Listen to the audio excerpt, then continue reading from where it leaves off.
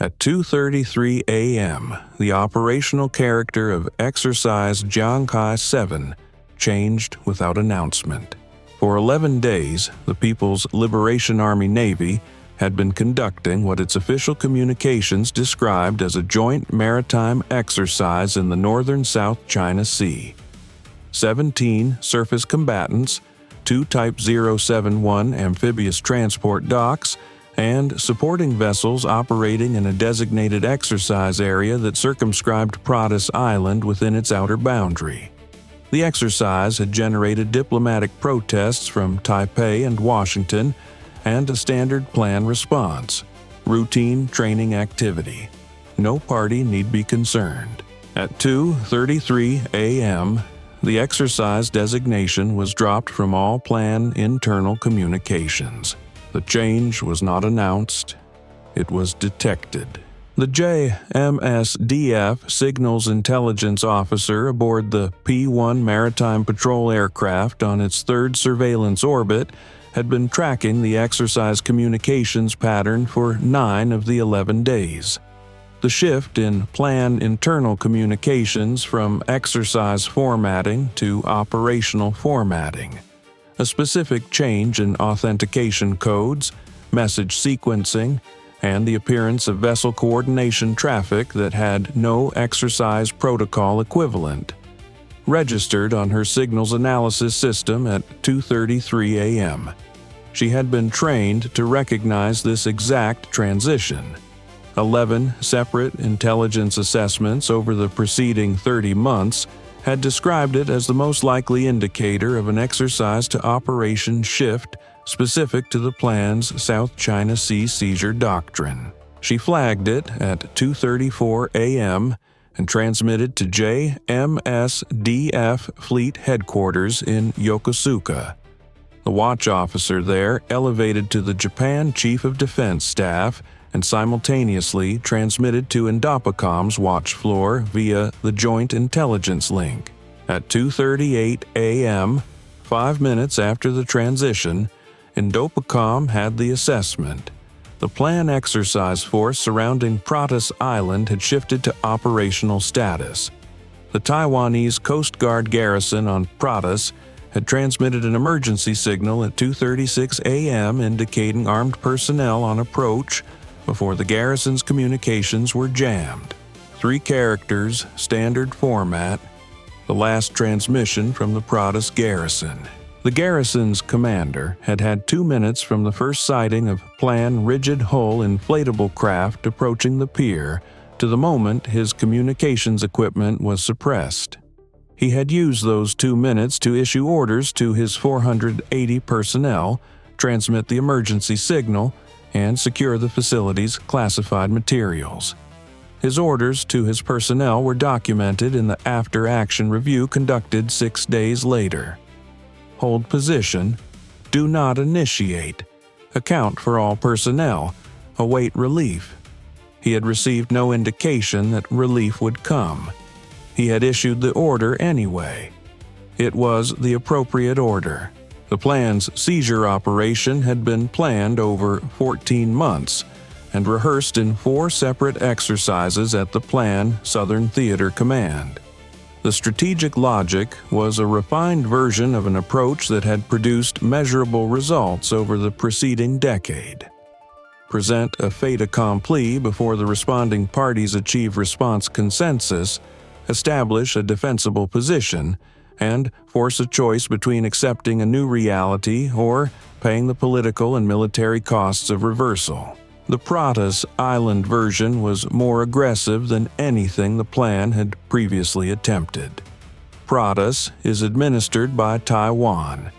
Its garrison of 480 personnel represented an actual Taiwanese governmental presence on sovereign claimed territory.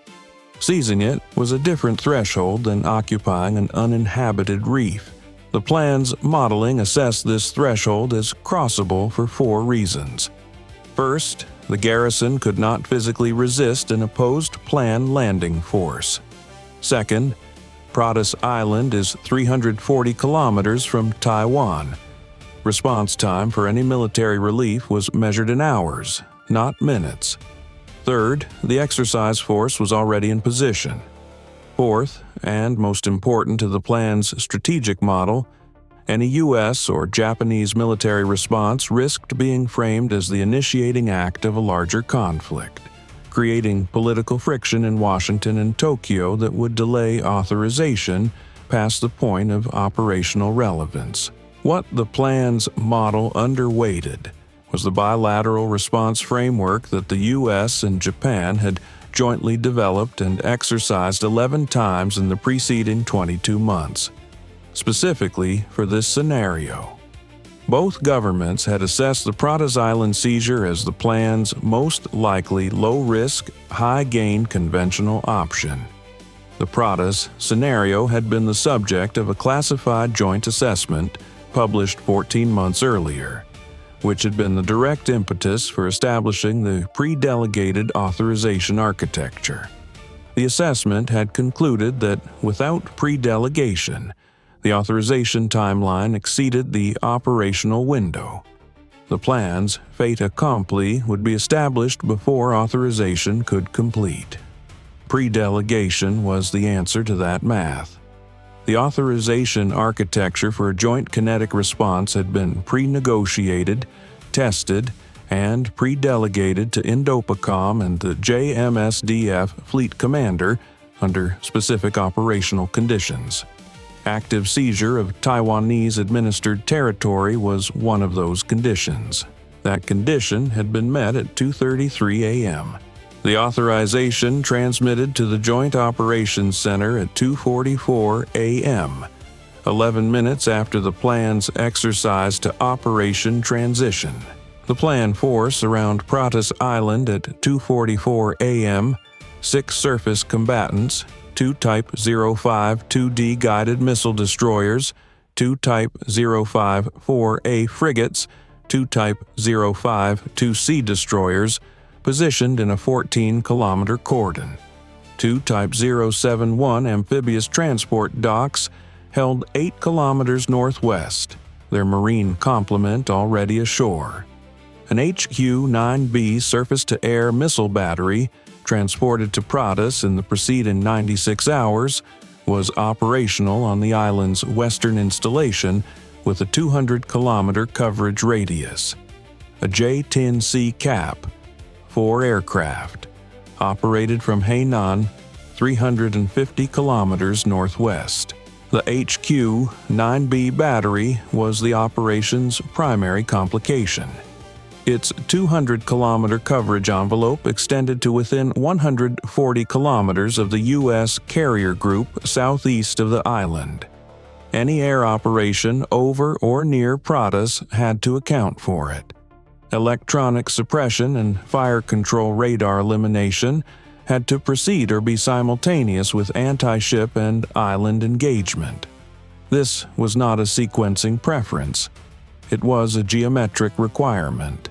At 2:51 a.m., both EA-18G Growlers launched from the carrier. Their jamming orbit would be active by 3:12 a.m. At 2:53 a.m., 14 Tomahawks launched from the U.S. surface group, all assigned to the HQ-9B installation on Pratas. The 4 launcher vehicles whose positions had been cataloged by overhead imagery over 9 days. The fire control radar on the island's northwestern corner. The command vehicle 140 meters from the primary launcher array. Flight time from launch position to Pratas, approximately 22 minutes.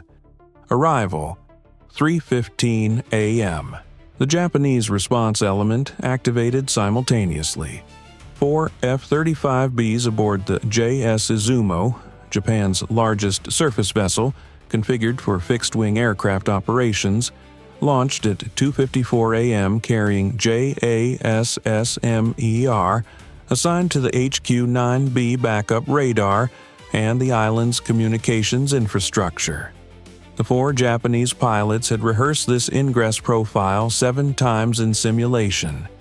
The actual routing differed from every simulation, a variance designed to prevent pattern exploitation by plan air defense analysts. The F-35Cs from the U.S. carrier launched at 2:56 a.m. 8 aircraft, LRASM, against the PLAN surface combatant cordon, AIM-120D for the J-10C CAP engagement. All elements were either airborne or in flight before 3 a.m. The signals officer aboard the P-1, who had flagged the transition at 2:34 a.m., was still in her orbit when the Tomahawk launches registered on her sensors at 2:53 a.m. She was not a targeting officer. Her job had ended with the flag. Everything that followed had been built on the 6 minutes between her recognition and the authorization that her transmission made possible. The Tomahawk launches were not her mission. Her mission had been the 11 seconds it took her to confirm the pattern and press the flag confirmation. 11 seconds had opened a 22-minute window. She had spent the intervening time maintaining the surveillance orbit that continued to feed the targeting picture she had started. The Growlers reached their jamming altitude at 3:11 a.m. and activated simultaneously against the HQ-9B's H-band fire control radar. Staying active provided targeting capability, but exposed the radar to anti-radiation missile guidance. Shutting down protected the radar but eliminated the engagement solution. The HQ-9B operator on Pratas stayed active for 40 seconds after Growler activation, enough time for 2 AAR-GM-ER interceptors released by F-35Cs at the edge of his coverage range to have established terminal guidance. Then he shut down. One AAR-GM-ER missed the antenna array by 60 meters when the radar went dark mid-flight. The second hit. The H-band fire control radar ceased to function at 3:12 a.m. Without fire control radar, the HQ-9B could track but could not generate engagement solutions with sufficient confidence. The battery commander authorized one engagement attempt using backup guidance at 3:13 a.m. One HQ-9 interceptor launched against the lead Tomahawk section. It missed. The remaining 13 Tomahawks arrived at the HQ-9B installation between 3:15 a.m. and 3:18 a.m. 11 of 14 impacts confirmed on assigned aim points. 3 impacted secondary structures when INS/GPS guidance registered a 12-meter position offset within the weapon's specified accuracy parameter, but sufficient to miss specific vehicle aim points. The HQ-9B battery was assessed as non-functional at 3:18 a.m. By 3:14 a.m., the running expenditure total had reached $360 million in the initial package. The 14 Tomahawks, $26.2 million at one point, $87 million each. The JASSM-ER load of 4 F-35Bs, $21.8 million at $1.36 million each. The LRASM rounds loaded on the F-35Cs, $51.2 million for 16 missiles at $3.2 million each. The SM-3 Block 2A interceptors held in reserve, 6 at $9.8 million each for the DF-21D contingency. The EA-18G sortie and AAR-GM-ER allocation. Against this initial outlay, the plan's 6 surface combatants in the Pratas cordon had a combined construction cost of approximately $4.1 billion. The Type 052D alone represents approximately $600 million per hull. 4 of those hulls were in the engagement zone. The opening exchange was a precision tool against a capital investment, and the precision tool had been loaded in flight while the capital investment was still in its cordon position. At 3:16 a.m., the F-35C wave reached LRASM release parameters against the cordon. Engagement assignment: 2 LRASM per Type 05-2D, 1 per Type 05-4A, 1 per Type 05-2C. 12 LRASM total against 6 vessels, 4 LRASM in reserve. The planned surface combatants had been at full air defense alert since 2:44 a.m. Their HHQ-10 and HHQ-16-point defense systems were tracking the approach corridors. Against the LRASM's sea-skim and subsonic profile with autonomous terminal maneuvering, varying its approach angle in the final 12 kilometers. The fire control solutions were challenged precisely as the LRASM was designed to challenge them. 8 of 12 LRASM reached their targets. 4 were intercepted by HHQ-16 at ranges between 4.1 and 8.2 kilometers. The HHQ-16 is a capable point defense system, and the Type 05-2D crews were not passive targets.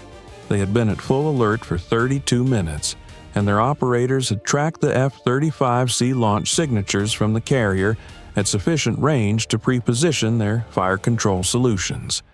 The 4 intercepts were earned. They were also the point at which the Type 052D's HHQ-16 ready loads dropped below the threshold for absorbing a second engagement wave at equivalent density. Both Type 052Ds in the cordon were confirmed impacted, 1 on the amidships VLS section, 1 on the stern. Both remained afloat, but were assessed as mission-degraded and non-functional for offensive operations. 1 Type 054A was impacted amidships and lost propulsion. The second Type 054A's LRASM was among the 4 intercepted. 1 Type 05-2C was impacted at the bow section with significant flooding. The second Type 05-2C's LRASM missed when the vessel executed a high-speed evasive turn that moved it outside the terminal acquisition geometry.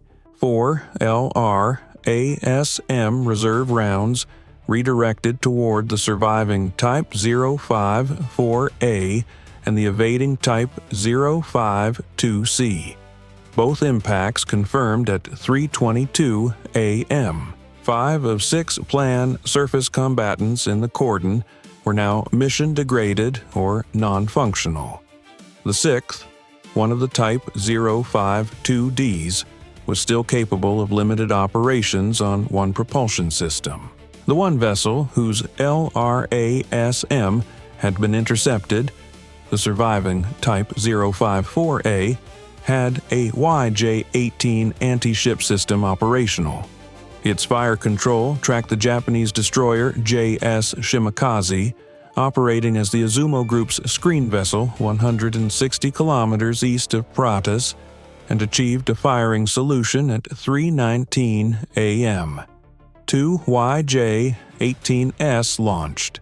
The YJ-18's supersonic terminal sprint, accelerating from subsonic cruise to Mach 3 in the final 40 kilometers, compressed the SM-2 engagement window on JASSM-ER to under 4 seconds per missile.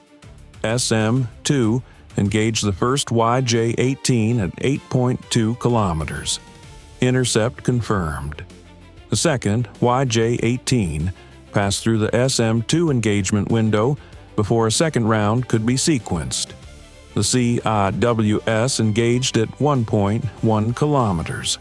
The burst was insufficient to achieve a confidence-level intercept at Mach 3 closure rate.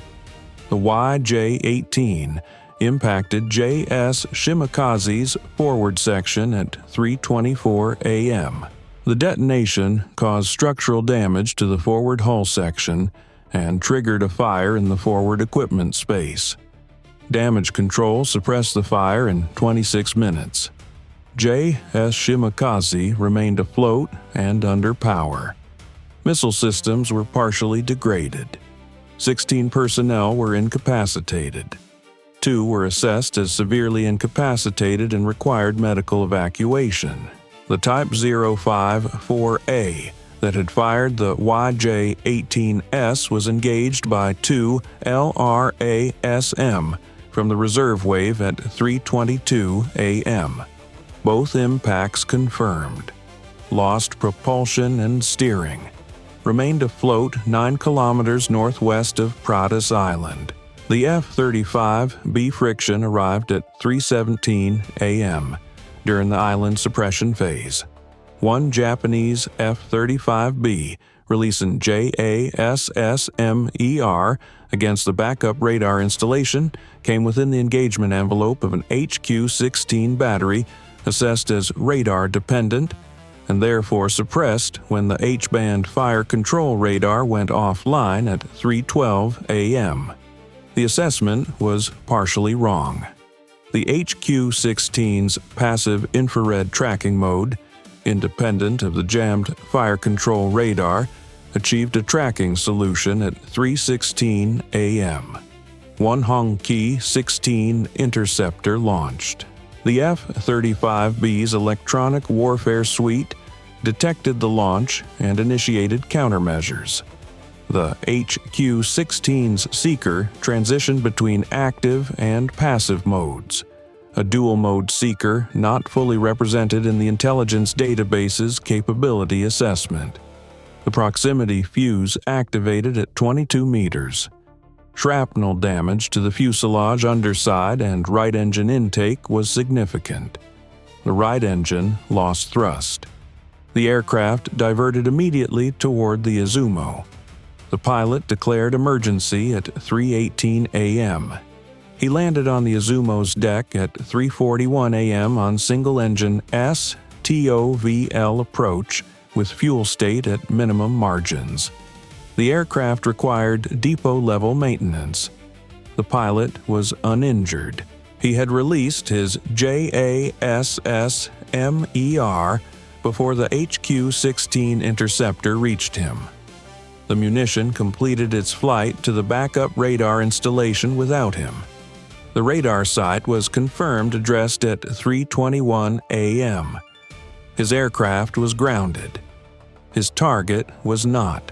At 3:27 a.m., the plan activated its DF-21D reserve. 6 missiles from a site in Guangdong Province targeting the U.S. carrier group 420 kilometers southeast of Pratas. Spares confirmed the launches within 8 seconds. SM-3, Block 2A from the carrier's escort destroyers engaged all 6 tracks in mid-course phase. 5 intercepts confirmed. 1 DF-21D descended to SM-6 range and was engaged at 38,000 feet. Intercept confirmed. By 3:41 a.m., no additional planned offensive activity registered on any theater sensor. The J-10C cap had withdrawn to Hainan when the Growler jamming degraded the airborne radar picture below operational threshold. The 2 Type 071 amphibious docks had begun withdrawing northwest toward Hainan at 3:20 a.m. when the cordon vessels around them began to lose function, one by one, in a sequence that required 11 minutes to process from the first impact to the last. Pratas Island remained in planned possession. The garrison of 480 personnel remained in planned custody. The HQ-9B battery was non-functional. 5 of 6 surface combatants in the cordon were mission-degraded or non-functional. The force that had executed the seizure no longer existed as a coherent naval element. In the Joint Operations Center, the targeting officer who had built the Pratas Island aim point package over 14 months of intelligence integration and 3 authorization reviews watched the confirmations populate at 3:43 a.m. Surface combatants, 5 of 6 confirmed. HQ-9B confirmed. Backup radar confirmed. Communications nodes, 2 of 4 confirmed. The island itself was intact. The Taiwanese personnel on it were intact. The force that had seized them was not. He marked the assessment complete and opened the preliminary report template. The diplomatic sequence would begin when the report reached Washington and Tokyo. What the military action had accomplished was not recovery. It was cost imposition, precisely and demonstrably priced at the vessel level in real time. Time from first detection of plan, exercise, transition to cessation of active operations, 68 minutes. Plan systems employed: 6 surface combatant cordon, 2 Type 071 amphibious docks, HQ-9 B battery, 2 YJ-18 from the surviving Type 054A 6 DF-21D reserve salvo. Intercepts confirmed. All 6 DF-21D intercepted above the atmosphere. 1 of 2 YJ-18S intercepted. 1 YJ-18 impacted JASSM-ER. U.S.-Japan munitions results. 5 of 6 planned cordon surface combatants assessed as mission-degraded or non-functional. Both Type 071 amphibious docks withdrew without engagement. HQ-9 B battery non-functional. Island communications infrastructure partially addressed. U.S.-Japan assets degraded. JASSM-ER. Forward hull structural damage. Fire suppressed in 26 minutes. Operationally degraded. Afloat. 1 Japanese F-35B. Significant shrapnel damage. Pilot uninjured. Aircraft requires depot maintenance. 1 F-35B JASSM-ER released before damage. Target confirmed. Personnel losses U.S. 0. Japan 16 incapacitated on JASSM-ER, including 2 severely medical evacuation completed. 1 F-35B pilot uninjured. Counter-operation munitions expended.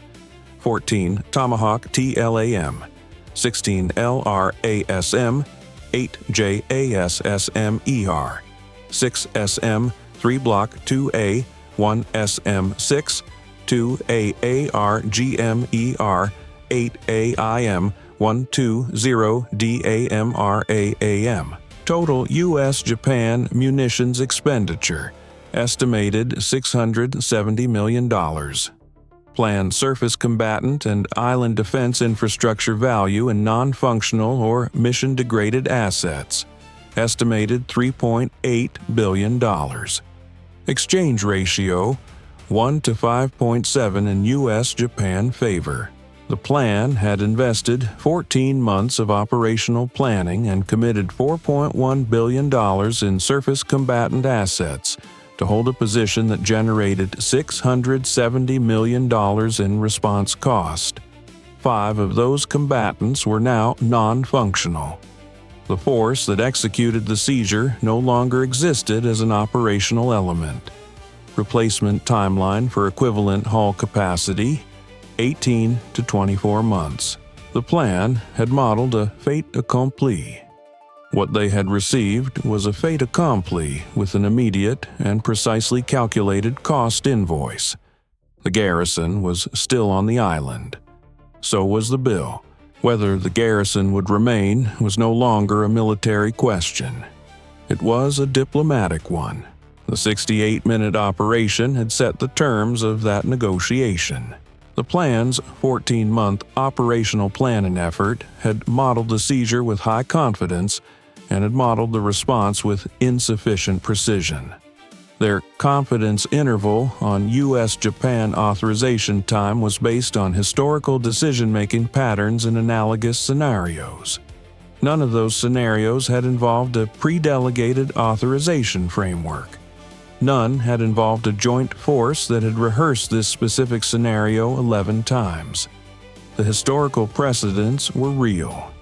The 14-month planning window had simply not incorporated the 11 months of joint exercise activity that had made those precedents obsolete. Pratas Island was occupied. The force that occupied it was no longer coherent. The bill had been presented and was itemized by hull number. The terms of the next conversation between the parties had been set by the 68 minutes that preceded it.